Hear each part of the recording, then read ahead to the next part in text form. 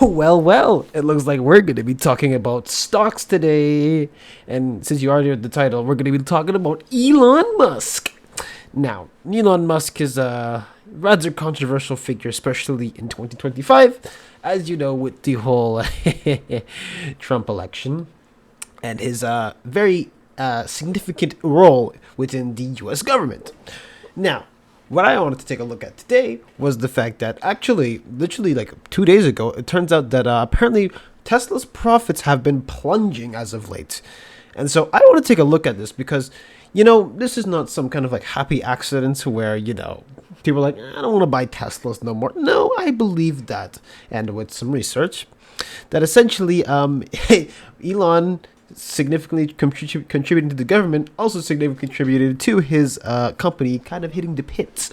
So I have an article just to start off with where it says here, Tesla boss Elon Musk has pledged to significantly cut back his role in the US government after the electric car firm reported a huge drop in profit and sales for the start of this year. Musk has led the newly created advisory body, the Department for Government Efficiency, or DOGE, since last year, putting the world's richest man at the heart of cutting US spending and jobs. But Musk said his time allocation to Doge would drop significantly from next month, adding he would spend only 1 to 2 days per week on it after accusations he has taken his focus off Tesla. His political involvement has sparked protests and boycotts of Tesla cars around the world. Temporary government employees such as Musk are normally limited to working 130 days a year, which, if counted from the day of President Trump's inauguration, is set to expire next month.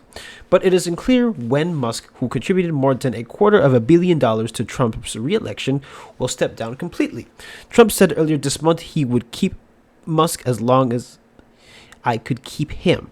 So, as you can see here, we have quite a bit to look at in terms of what Doge and what's been happening in Teslas as of recently. And actually, if you take a look, it says here on Tuesday, Tesla reported a 20% drop in car sales for the first 3 months of the year compared with the same period last year, while profits fell more than 70%. And so the company warned investors that the pain could continue, declining to offer a growth forecast while saying changing political sentiment could meaningfully hurt demand.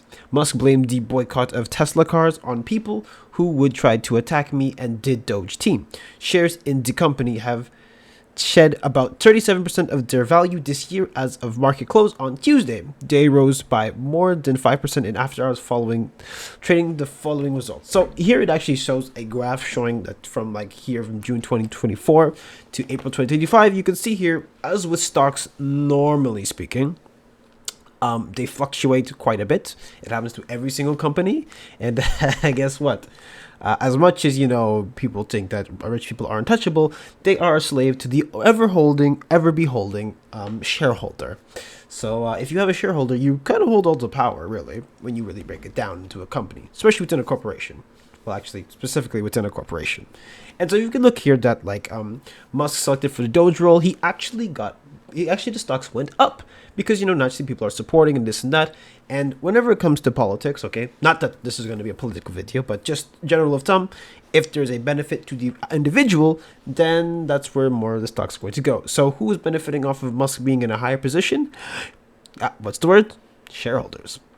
But anyways, as you can tell, over the past couple of months, it hasn't been so cut and dry as of late. There's been a lot of stuff happening. And even recently, actually, or not that long ago, Trump announced that he's going to drop another set of tariffs on auto parts. Yeah, with all this whole trade war, it gives me a headache too. But here we are. But the point is that if you were a shareholder in Tesla, it looks extremely rocky, especially now, with the whole government working and all that. But I do want to mention also, we're going to also discuss in the video that there has been plenty of issues within Tesla cars by themselves. So, while the share is going down for multiple reasons, I also want to mention that Teslas have had issues beforehand, before even getting to this point. So, without further ado, let's take a look at first the Doge, because there's a lot to get into, but hopefully we're going to skim through it to see where we can find. So if you're not really aware, ever since Doge has been, introduced, if you actually go to their website, they show you their, how much money they have saved, quote unquote, when it comes down to this initiative when it started. especially whenever Trump's inauguration started. And as you are aware, there's been a lot of different cuts and firing that have been going on. Now, from what I've read on some of these firings, some of them get repealed, some of them are not actually true, some layoffs don't actually happen. But keep in mind that these are like government workers who have been into government for like a very long time, and all of a sudden a new president comes in, you get cut. So it's like, it's it's quite something to look at. So here I have actually a full list of Doge spending cuts. I'm not going to read all of them, but some of the big ones are like Department of Education, the U.S. Agency for National Development, or USAID, which is actually one of the biggest ones because USAID actually gives stuff to other countries, helps out other countries. Department of Defense, National Institutes of Health, and the Department of Homeland Security. And if you actually keep reading more and more and more, you see that, yeah, a lot of core departments, a lot of core aspects of the U.S. are getting targeted, or were getting targeted at the time by Doge. And so, yeah, so what I want to take a look at now is more of the cuts that were going on. And actually, if you even take a look later on, there's been a bit of a shady business, it would seem, within Doge. But just to start off here, it says, the Department of Government Efficiency, or Doge, led by Elon Musk, is working to cut federal spending, shrink the government's workforce, and increase the efficiency of federal agencies. Doge was created by President Donald Trump through an executive order he signed on Inauguration Day. Under the order, Doge will be a temporary organization within the White House that will spend 18 months until July 4th, 2026, carrying out its mission. The group has faced criticism over its access to federal systems, including the Treasury Department's payment system, as well moves to cancel federal contracts to make cuts at various agencies. A Treasury official told lawmakers in a letter to Congress that Doge has read-only access to the payment system, although the agency later acknowledged a Doge team member briefly had the ability to edit code as the result of an accident. In the weeks since its inception, Doge has canceled a number of diversity, equity, and inclusion (DEI) initiatives at federal agencies, as well as certain consulting contracts, canceling leases for underused federal buildings, while also working to consolidate duplicative agencies and programs. So now we're going to look into exactly what has Doge cut or targeted. So Doge has focused much of its initial work on canceling DEI programs, consulting contracts, and lease terminations for federal buildings. Musk pledged in a post on X from November ahead of Doge's official inception that all actions of the Department of Government Efficiency will be posted online for maximum transparency. We will also have a leaderboard for the most insanely dumb spending of your tax dollars. This will be both extremely tragic and extremely entertaining. Quite an interesting choice of words. And of course, it mentions about the Doge website. And actually here, I want to take a look at, here it says, as of March 4th, Doge's website claims 2,334 contract terminations and totaling $8 billion in savings, 3,489 grant terminations for roughly $10 billion in savings, 748 lease terminations totaling about $660 million in lease savings, and Doge's claimed savings from contract terminations is lower than what it reported a week ago, when it claimed $9.6 billion in savings from 2,299 terminations.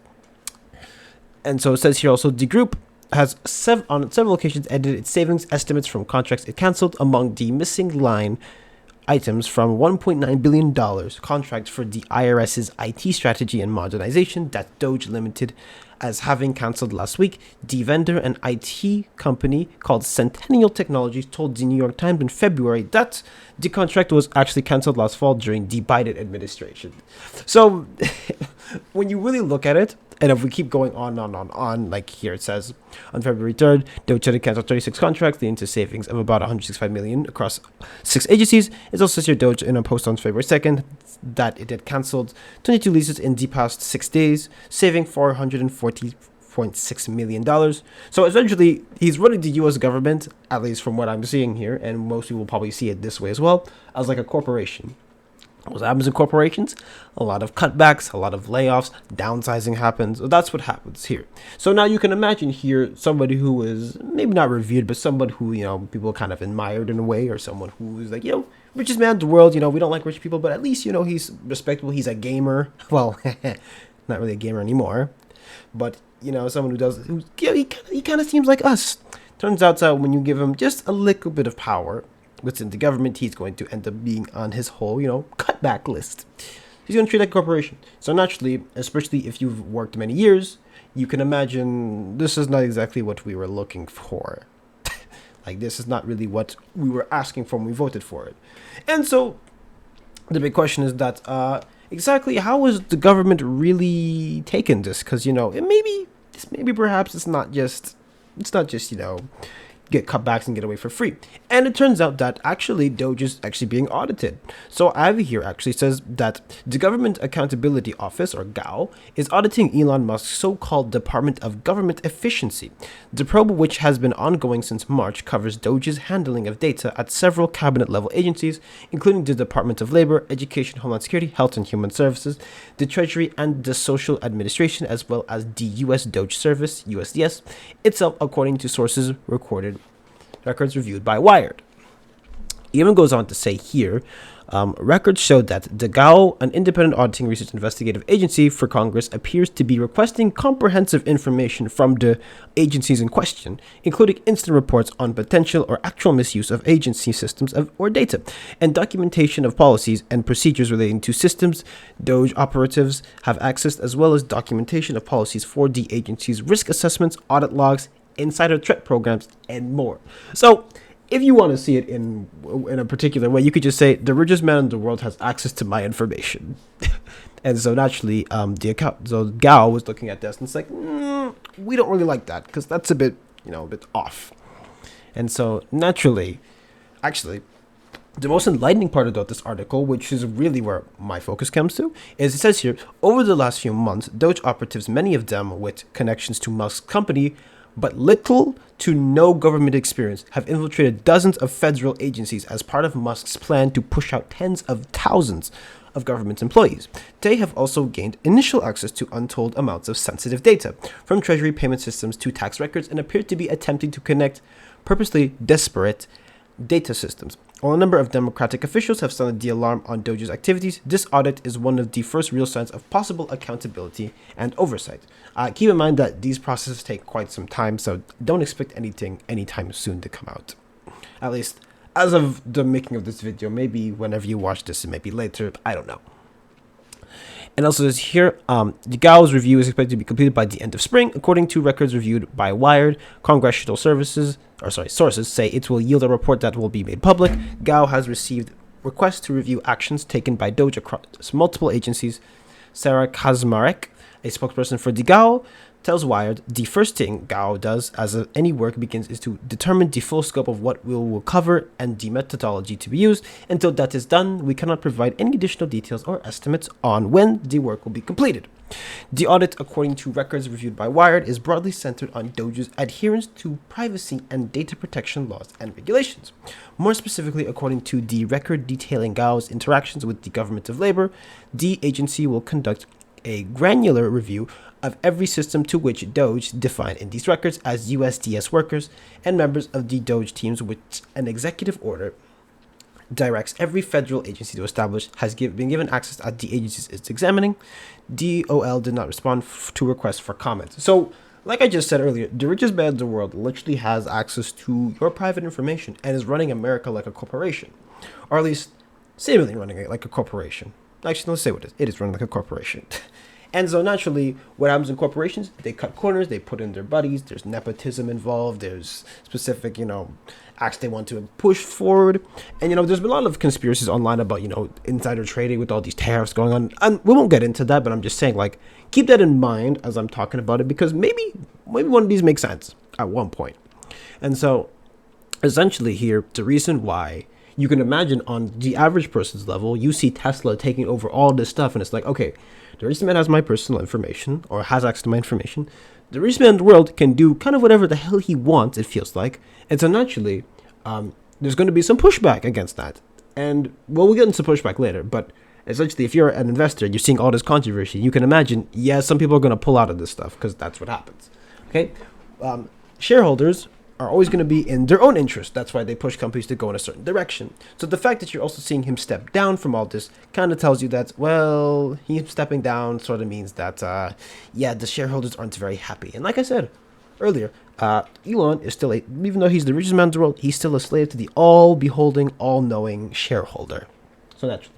But in case you're not convinced, maybe you're like, okay, maybe it's like, yeah, maybe it's not that true. You know, maybe the employees aren't weird. What if I told you that apparently we have a team alleged on Musk's team who graduated from DECOM, which I'll tell you in a bit. But anyways, so this is from some time ago, but this was reported on quite a bit. But it's essentially here that Wired reported this week that a 19-year-old working for Elon Musk's so-called government, or Doge in this case, was given access to sensitive U.S. government systems, even though his past association with cybercrime community should have precluded him from gaining the necessary security clearances to do so. As today's story explores, the Doge team is a former denizen of DECOM, an archipelago of Discord and Telegram chat channels that function as kind of distributed cyber social network criminals for facilitating instant collaboration. And so, yeah, it's not looking too good here. And also, like, I have a picture of him here. This is apparently Mr. Korstein. Now, I hate to tell you, but he looks like he has a broccoli for a haircut, so, which is kind of a little distracting. Sorry. I had to put that in there because it was genuinely bothering me. And so now, in case in that article later on, if you scroll down, there's actually a group chat where it says here, Edward has been terminated for leaking internal information to the competitors. This is unacceptable and there is zero tolerance for this. It actually cuts off, but yeah. So basically, he was caught selling secrets away to rival companies. So you can imagine that something like this would, under normal circumstances, would get you, blacklisted from working.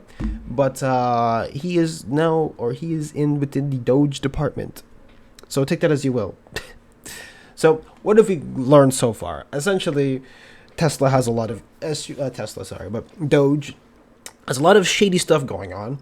And the fact that they have to be audited and they're making all these cutbacks and they have even their employees cannot be trusted either. And they're basically handpicked by Musk tells you that, yeah, is this somebody you really want to be trusting? And I'm going to guess that most of them are going to say no, not really. So anyways, so in summary here, what we've just learned is that, Doge has a lot of issues and a lot of stuff that needs to be, looked into. And there's other stuff that's happened, like cyber attacks and all that stuff. So you can imagine that with like cyber attacks and people doing this stuff, it's only going to look worse. And the fact that Musk had to step down from Doge is not really helping this situation either. So it only keeps getting like worse and worse just because for this case here, I can tell you that the average person is going to look at this and be like, this doesn't make sense. Even though you were elected in, this is basically a rich boy getting to play with his chess pieces. And I can assure you that most people aren't a big fan of that. So now that we covered basically Doge and how big it is and how big of a problem it can be in terms of, running the country and all that, and how people can view that in a more or less negative light, and I will say I do find it sketchy as well. I'm not going to say this is all hunky-dory and all fine and dandy, but I'm just giving you perspective on this. Now, however, something I did not exactly highlight is that the cars themselves have a lot of issues, okay? It's not really a secret. The Cybertruck has so many issues that they actually have to be recalled, which we'll get into a bit. But I actually found this website where it says here Tesla car, like the common car like issues in terms of Teslas. If you look like the Model S, for instance, door handles conducting heat, faulty transmission, which is not good. Model X, autopilot failure, poor windshield visibility, faulty steering system, unexpected acceleration. And if you know anything about cars, is what I'm telling you right now, this is all basically as a death sentence, because even 2 seconds of you can't maneuver on the road can be 2 seconds to your death. And you look at the Model 3, it says here shuts down while driving, loss of power, lock systems, malfunctions, faulty touchscreen. You look at the Model Y, it says unexpected stopping, poor wheel alignment, sudden loss of tire pressure, faulty seat retention system, and the Roadster has battery failures, faulty tire pressure monitor systems, excessive road noise. And also, I'm going to sidetrack for a second because not that this matters, but anyone ever noticed the Cybertruck is genuinely ugly? I know people have been saying that, but I took a look again for this video just to kind of take a look at it in a different perspective, and I'm like, yeah, no, this doesn't make sense. This design doesn't make sense. It's blocky and trapezoidy and weird. So the fact that they have issues does not surprise me. And this part I have to double check it, but I'm just gonna remember the way that certain cars are designed as well is that they're actually be able to take on impact, and when you have like trapezoids, it kind of ruins your like distribution of force. But that's just, I'm going off my memory here, but if you're a mechanic, correct me if I'm wrong. But I believe that's what happens. And so if you actually take a look here, it actually says here, over 46,000 Cybertrucks have been recalled due to collision risk. So in a recall involving 46,000 Cybertrucks, the National Highway Traffic Safety Administration issued a warning that an external panel which runs along the left and right side of the windscreen may separate while driving, creating a dangerous road hazard while raising the risk of collision. According to the NHTSA study, a structural adhesive is used to attach a stainless steel strip known as a cant rail assembly between the windscreen and the roof on both sides of the truck. According to the NHTSA, the remedy incorporates extra reinforcements of an adhesive that is not susceptible to environmental embrittlement. The panel will be replaced by Tesla at no cost. Letters informing owners were sent out on May 19th, 2025. So actually, I believe at it's kind of weird. It says on May 19th, 2025. Sorry, that's just tripped me up because it's April 24th today.